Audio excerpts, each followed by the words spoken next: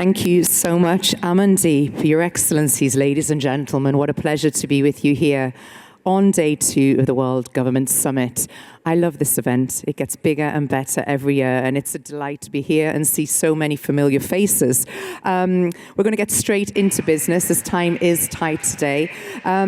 Your Excellency Karsten, Germany has traditionally relied on highly formal, rules-based administration. What does moving from rules to reasoning practically mean in government? What changes first? Is it legislation, processes, workforce skills, or digital architecture?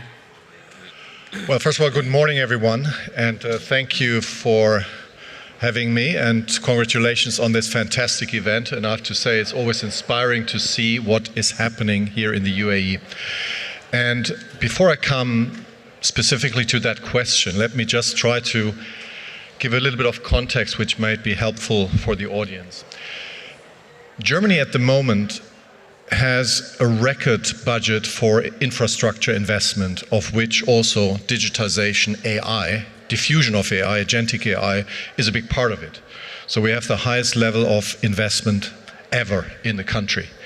Secondly, also our industry, our big industry players are using industrial AI to also automate manufacturing, building products at a record speed. And in the country, we've seen the highest number of startups ever, especially driven by software and AI companies with many, many unicorns coming through every month. That is the environment now where we as a government also embrace AI to, in a way, leapfrog and give basically an operating system update of the country. And what does this mean? The new ministry that was founded as of May in the new government under Chancellor Friedrich Merz has 2 main areas of focus. One is government modernization, and that is, to your point, cutting down rules, cutting down procedures, making life simpler, making approvals very fast, and we are progressing, I would say, with very good success. It's the most ambitious program Germany has had for the last, say, 30 years.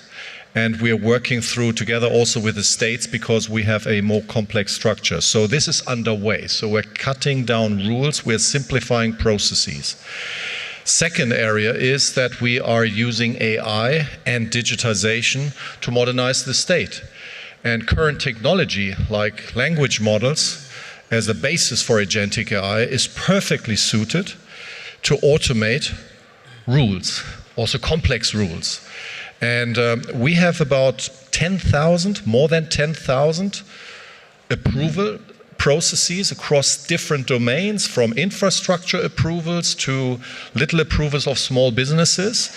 And we are automating them step by step with agentic AI. And what we've achieved is a breakthrough in infrastructure approvals, having about 30 small agents that now cut through the different process.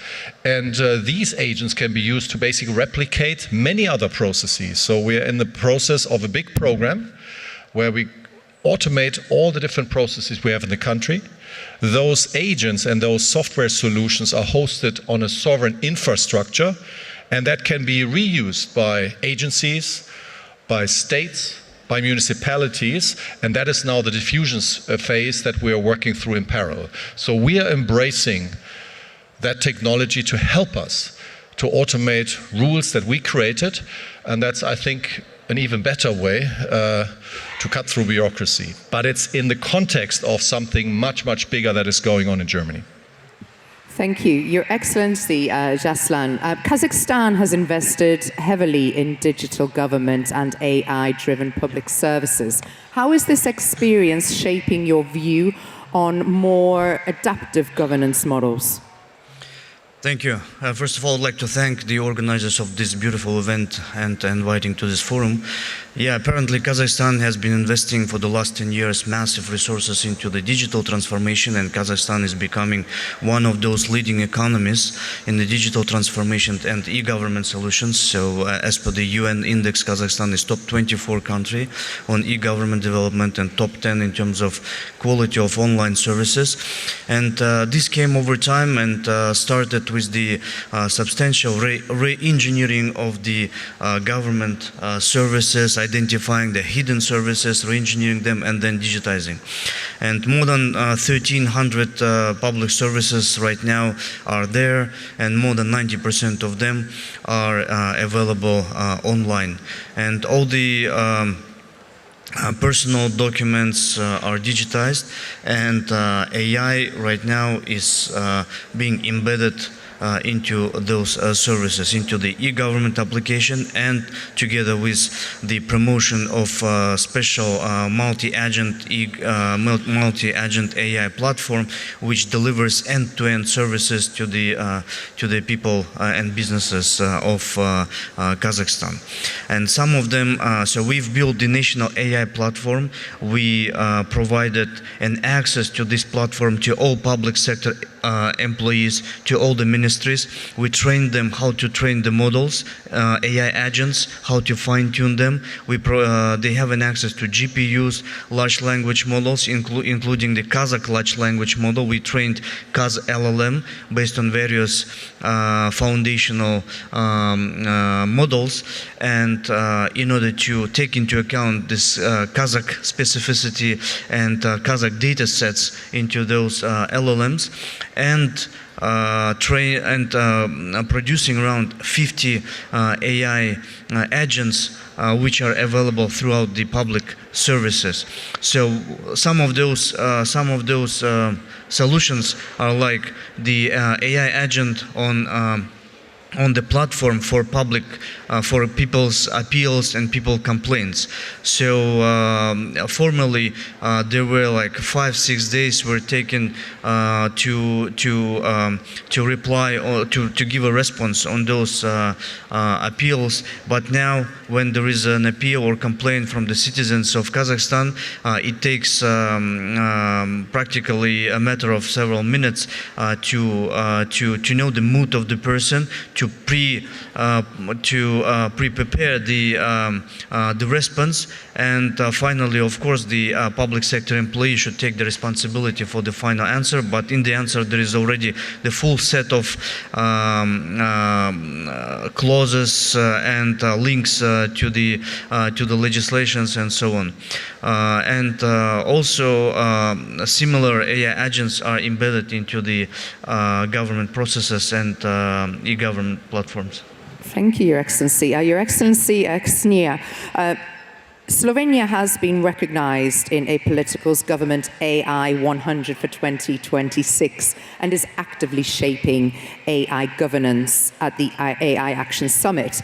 As Slovenia advances its national program this year, how are you balancing the imperative for AI-driven innovation with the need for robust governance frameworks that protect citizens' rights and also build trust? Good morning, and thank you for the question. I really think that we are at a very important moment in time, because AI is not something that will happen in the future. It's already here. And for me, the main challenge is how to find the real balance between implementing new technologies and at the same time protecting civil rights. And it's not enough if you do this with nice words. You need clear rules, clear responsibility, and strong safeguards. First, we implement AI only where it can benefit the people, not replacing human responsibility, but when can reduce administrative burdens, lower mistakes, lower costs, and make our public sector more efficient. Second, trust doesn't come after you launch the system. You have to build it before. That's why some safeguards are non-negotiable for us, especially security, accountability, ethical use of AI. And the third, digital sovereignty is, you don't have fully a digital sovereignty if you don't control your sensitive data and digital infrastructure. And there is one more thing that is very important and we mustn't forget. AI without digital skills can cause more problems than benefits. That's why we are investing a lot in skills and awareness, both in public sector and in society. So if I sum it up, yes, we support innovation and new solution in public sector, but only if AI is well managed, secure and safe, because innovation without trust is not a progress, it's a risk. You mentioned their digital skills, and Your Excellency Karsten, I'd like to bring you back into the conversation here, because agentic systems can act, not just advise. In your view, which government functions are appropriate for AI agents to execute autonomously? So triage, eligibility checks, case routing, and which functions, I guess, must remain strictly human-led, regardless of the performance gains? Well, it depends a bit on the application of which rules you apply. If you have rules that are basically should lead to a totally certain outcome, like 99.9%, if you execute them correctly, then you have to test, of course, is the machine delivering against that number? And is there any hallucination or any risk involved? So these are usually quite simple tasks that are almost mathematical. Then there are more complex tasks where you can test what is the accuracy of that decision making. But we made the decision that along certain processes like infrastructure, which is quite a complex one, that we have about 5 or 6 steps where humans still oversee the intermediary steps. And they would just confirm that this is right, because you also have to ask the question, in case something goes wrong, who's now responsible? And these questions need to be answered. I personally have the view that when there are simple tasks, like almost mathematical tasks, applying rules that can be automated, but I think to get the adoption faster, humans should be in the loop and should also have the final say. And how that evolves over time is a different question. I think it comes back to the question generally with AI: who stays in control? It's not just about the alignment problem that the machine does what humans do, but I think right now it's obviously very important that humans stay in the control, and that's why I think if we can automate a process and we can reduce approval times of complex processes like by 85-90% right now, that is massive. But it's still time for humans to get involved and have the final say. And that is definitely the stance I'm taking and the approach that we're choosing. Your Excellency Madiyev, how do you manage the risks of autonomy in AI systems while maintaining speed and innovation? Yeah, so last year we approved a law on AI in October last year, but the idea is not to overregulate this technology at the very outset, but to consider some ethical standards, labeling of AI products, some terminology which is going throughout the other legislations. But the main principle is that there is no responsibility of AI system or an algorithm. It's there is always responsibilities, and final decision is behind the human. And we are categorizing the AI system into 3 main categories. The AI systems which require human intervention and final decision making. The second one with some human oversight. And the third one, fully autonomous. So based on the category of these AI systems, there is a various level of responsibility, transparency that can be embedded, and accountability and due diligence of the system. So based on that, we attach to the main stakeholders of the process the level of responsibility based on the risk assessment. There is always an owner of the system, there is always an operator of the system or developer of the system. So it's not an algorithm that the accountability is attached to, but to one of those stakeholders. Thank you so much. We're almost out of time. In 30 seconds, I'm so sorry to put this on you, and it's get your crystal ball out moment. How do you imagine government services in 15 years from now, Minister Klampfer? Yes, I don't have a crystal ball either,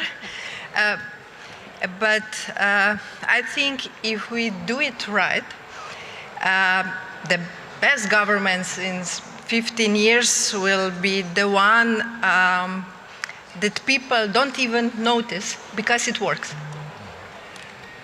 Ladies and gentlemen, Your Excellencies, thank you so much. Sorry we're out of time. That went so quickly, but please put your hands together for our fantastic panelists. Thank you.